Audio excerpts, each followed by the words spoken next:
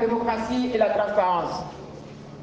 Béninois, lève-toi, ton pays s'écroule.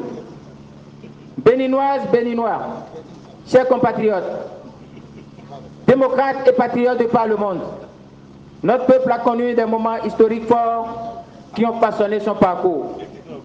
La conférence des forces vives de la nation de février 90 en est un point de repère incontournable. Ces assises qui ont lancé le mot d'ordre « Plus jamais ça ». Plus jamais ça, plus jamais de détention pour délit d'opinion, plus jamais d'arrestation pour exercice des libertés élémentaires, liberté syndicale, d'expression, de réunion, de presse, d'association, de manifestation. Plus jamais de censure et de caporalisation des masses médias sous monopole gouvernemental. Plus jamais de citoyens poursuivis et contraints à l'exil politique. Tout cela a été conscrit dans la Constitution du 11 décembre 1990, qui apparaît dès lors comme le produit de notre consensus.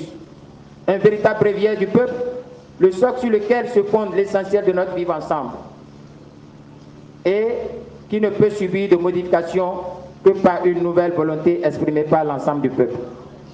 Depuis bientôt 3 décennies, tous les gouvernements qui se sont succédés à la tête de notre pays ont dû respecter ce consensus. Toutes les tentatives de remise en cause opportunistes de ce consensus ont toujours été abandonnées par leurs auteurs face à la résistance du peuple. Il y a comme une ligne infranchissable au-delà de laquelle on ne saurait aller.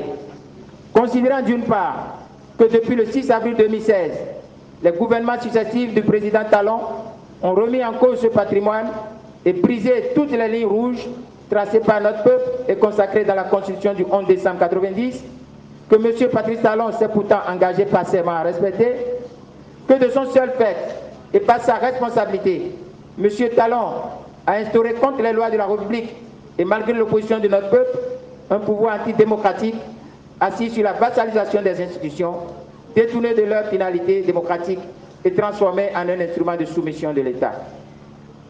C'est ainsi que peut être compris d'abord l'alignement de l'Assemblée nationale dont la complicité a permis de voter en 2 ans et demi plusieurs lois liberticides et de régression sociale. Ensuite, celle de la Cour constitutionnelle dont l'activisme maladroit a aidé le chef de l'État à remettre en cause nombre d'acquis démocratiques. Enfin, l'instrumentalisation des cours et tribunaux tenus en laisse par le président Talon et ses gardes des Sceaux, manipulés à volonté et dressés contre opposants, syndicalistes, adversaires personnels et puis contre les braves citoyens qui expriment leur indignation. Que par cette politique de manipulation et de détournement des contre-pouvoirs constitutionnels, le chef de l'État, M. Patrice Talon, a tenté de vider de leur substance les libertés fondamentales consignées dans notre Constitution. Liberté d'association et de manifestation pacifique. Liberté de presse avec fermeture arbitraire par la HAC des médias indépendants, de radio, le brouillage des ondes et le piratage des chaînes de télévision, etc.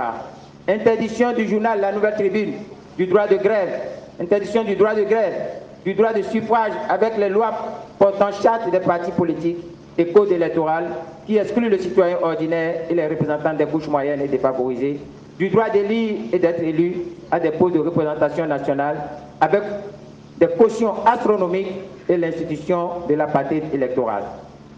Que le pouvoir exécutif est devenu un loup pour les citoyens en raison du contrôle opéré à la régulière par une poignée d'individus à la solde du président de la République et des actes de manipulation grossière contre l'état de droit, les acquis démocratiques, les libertés et la justice. Que découlant de cette mainmise sur les institutions démocratiques, notre pays est progressivement devenu une prison à ciel ouvert où une chasse méthodique est donnée aux opposants politiques sous le camouflage d'une introuvable lutte contre la corruption. Que le président de la République a, à cet effet, en violation du droit international, de la Constitution de notre pays et des grands principes judiciaires, créé de toutes pièces la Cour de répression des infractions économiques et du terrorisme, une juridiction d'exception rétrograde dont la mission est de faire condamner et emprisonner les opposants politiques. Que la Cour constitutionnelle, clé de voûte de notre régime politique et dont la fonction constitutionnelle est de réguler le fonctionnement des institutions, est transformée en un appendice à la solde du chef de l'État et de sa majorité, validant contre le bon sens, contre le droit, contre les règles élémentaires du contentieux en matière juridique, les lois les plus liberticides.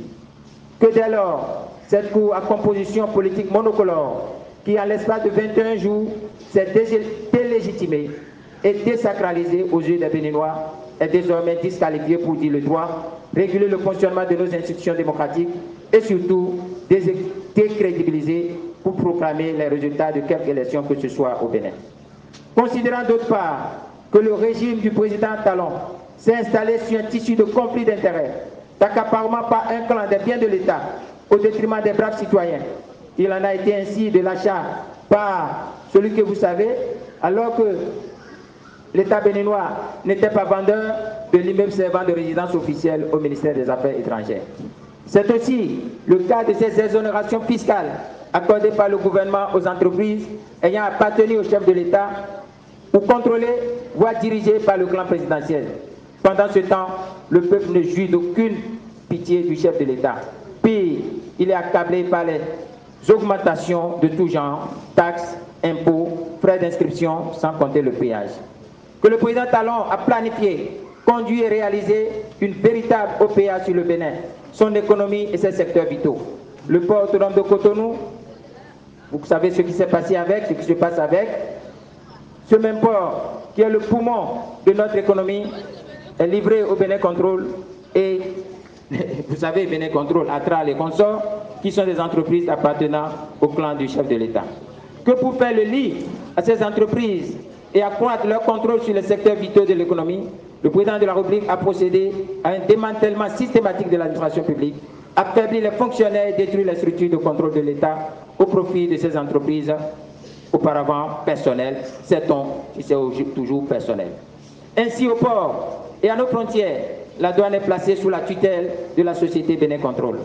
Dans le secteur du coton, Sonapra, Onaza sont purement et simplement liquidés pour laisser l'AIC opérer.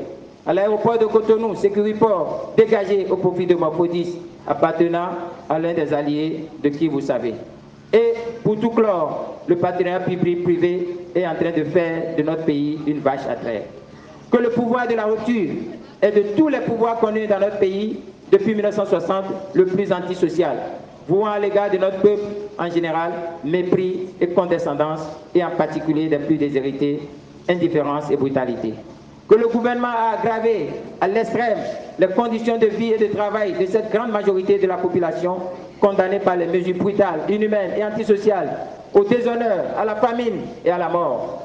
Cette violence sociale est illustrée par les déguerpissements sauvages, la suppression des entreprises et administrations publiques, le licenciement sans remords des milliers de travailleurs, la fermeture d'entreprises privées poursuivies par des redressements fiscaux arbitraires, le matraquage des petits peuples par des taxes multiples et diverses, etc. Considérant enfin que le président Talon, aidé par une majorité parlementaire magique, a compromis l'épanouissement de la jeunesse en la réduisant au chômage, en dégradant ses conditions d'existence et en l'excluant de la participation aux élections à travers un code électoral injuste et dévalorisant pour notre pays. Qu'à mi-mandat, il a aggravé le déséquilibre interrégional par des mesures diverses dont, entre autres, la suppression injustifiée de plusieurs centres universitaires dans certaines régions de notre pays, l'abandon de l'aéroport de Tourou et le recrutement sous le manteau de collaborateurs dits extérieurs sélectionnés dans le même clan et payés à prix d'or pendant que les valeureux cadres de la fonction publique à diplôme égal sont marginalisés, sous-payés et privés de primes. Même si aujourd'hui, il y a quelques velléités d'attention au niveau de l'aéroport de Tourou, c'est à cause des pressions secrètes que nous sommes en train de mener depuis. Que toute initiative du peuple souverain ou des forces vives allant dans le sens de l'intérêt général doit être encouragée et soutenue. Qu'il y a lieu de soutenir ce mouvement populaire comme expression du peuple en résistance pour sa libération d'un pouvoir autoritaire et de dénoncer toute répression à l'encontre des acteurs de ces initiatives. Au regard de la situation ci-dessous analysée, les personnalités, et là, je vais modifier un peu la phrase, au regard de la situation ci-dessous analysée, nous avions proposé que cette charte soit ratifiée, acceptée par toute l'opposition. 1. Que le pouvoir apériste, dit de la rupture, un pouvoir autoritaire qui gouverne en dehors de la Constitution et contre l'héritage de la Conférence nationale des forces vives de la nation et au mépris des lois de la République. 2. Que du fait des agissements du président de la République, M. Patrice Talon, notre pays s'enfonce chaque jour un peu plus dans l'abîme et devient de plus en plus, sous nos yeux, la risée de tous les autres pays qui enviaient notre modèle démocratique. Que dès lors, la jeunesse de toute notre région sont fondées, les jeunesses de toutes nos régions sont fondées à organiser partout, toutes les voies possibles, les protestations sous forme d'initiatives de Niki, de Cotonou, de Ouida, de Savin, d'Aboumé Calabi, de Tchaou et consorts. J'ai une pensée pour Korogoné. J'ai une pensée réelle pour Korogoné. 4. Qu'il y a lieu d'en appeler à la conscience de chaque Béninois et à l'esprit patriotique de tous pour qu'ensemble la nation tout entière se lève pour sauver le pays des griffes des prédateurs de son économie. Qu'il y a lieu d'en appeler à la conscience de chaque Béninois qu'il a un devoir sacré pour chacun de vouer pour la restauration de notre démocratie. En conséquence, la nouvelle majorité qu'appelle de ses voeux notre peuple vaillant doit travailler à court et à moyen terme à la réponse à la demande sociale persistante et au rétablissement de la démocratie et de l'état de droit. Ce programme d'urgence politique appelle les mesures sociales ci-après. 1. L'abrogation de toutes les lois et décrets liberticides et d'exclusion sociale électorale. 2. La libération immédiate des citoyens arrêtés et jugés prétendument sur des prétextes et artifices de droit commun, mais qui demeurent des prisonniers politiques. Le retour sans condition de tous les exilés politiques et de tous les compatriotes forcés à l'exil. Les patriotes de ce pays doivent consentir l'effort nécessaire pour offrir à notre peuple le bien-être social, la liberté et la sécurité auxquels ils aspirent. Pour ce faire, il faudra l'union sacrée de tous autour des mesures suivantes. 1. Le rétablissement de tout principe, lois et institutions libres qui ont été fragilisées, dénaturées ou détruites, mais qui constituent notre modèle démocratique et faisant la fierté de notre pays. 2. La mise en place d'une commission nationale transparence et responsabilité, chargée de faire le point des crimes économiques et de proposer les mesures de sanctions conformément à la loi. 3. La réactivation du contrôle de l'action gouvernementale par l'Assemblée nationale. La 8e législature devra s'engager pour la transparence et mettre en place plusieurs commissions d'enquête parlementaires. Leur mission sera de vérifier la régularité de la relance et l'exécution du PVI par la société Bénin Contrôle. Il faut vérifier ça. 2. Vérifier la conception du port autonome de Cotonou au port belge d'Anvers. 3. La rupture du contrat avec la société Sécuriport et la sélection de Morphodis. 4. La passation des marchés publics depuis 2016 à nos jours et des paiements faits par le Trésor public au profit des entreprises appartenant au clan politique et à l'entourage du chef de l'État. Rémunération des membres du gouvernement, des cabinets présidentiels et ministériels, ainsi que des collaborateurs extérieurs. 4. La création d'une commission sur la sécurité chargée d'auditer la réforme de la fusion de la police nationale et de la gendarmerie nationale en un corps unique de police républicaine. Il faut voir cela. Il y a une absurdité à faire cette réforme de fusion de la police et de la gendarmerie. Nous devons revoir ça et voir la pertinence de cette fusion sur la sécurité intérieure et extérieure et sur la sécurité de proximité. Nous en avions parlé. 5. La création d'une commission spéciale pour la jeunesse chargée de proposer un plan d'urgence en faveur des jeunes dans tous les domaines, éducation, entreprise, numérique, sport, politique. 6. La création d'une commission sur l'insertion sociale chargée d'évaluer l'ampleur et les conséquences sociales des déguerpissements barbares intervenus au cours de l'année 2017 et de proposer des mesures sociales en faveur des victimes. On doit le faire. On doit faire l'audit des déguerpissements et faire un plan d'urgence d'indemnisation des victimes. 7. La réforme immédiate du secteur de la santé avec pour objectif l'équipement des centres de santé, l'amélioration des conditions de travail et de vie des personnels de la santé et la promotion d'un système d'assurance maladie pour tous, notamment l'intensification de l'assurance maladie au bénéfice des plus pauvres. La réforme et l'ouverture du secteur économique à la concurrence saine et à la garantie et à la protection des droits sociaux en vertu de la Constitution de notre pays. Notre démocratie est outrageusement mise à l'envers. Il faudra nous résoudre à la remettre à l'endroit. Il s'agit là d'un préalable politique impératif sans lequel il sera malheureusement laissé place aux drames post-électoraux planifiés par l'ingénierie de la fraude électorale, du leadership pathologique du nouveau départ et de la rupture. Dans ces conditions, tous les démocrates crédibles et sincères ont le devoir de s'organiser par toutes les voies légales possibles pour dire non au plan de déstabilisation de notre système démocratique.